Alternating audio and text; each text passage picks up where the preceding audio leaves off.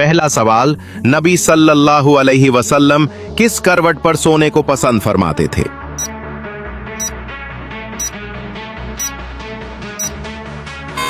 दुरुस्त जवाब दाएं। सोने से पहले नबी सल्लल्लाहु अलैहि वसल्लम क्या पढ़ते थे?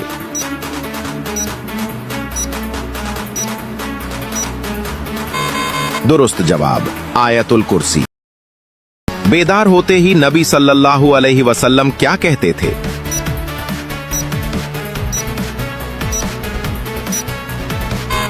दुरुस्त जवाब अल्हम्दुलिल्लाह। नबी सल्लल्लाहु अलैहि वसल्लम ने किस वक्त सोने से मना फरमाया?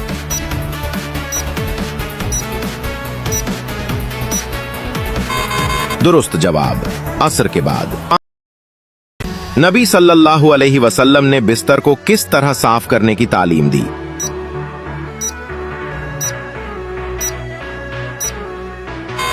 अपनी ज़हानत का इस्तेमाल करते हुए उसका जवाब कमेंट बॉक्स में दें।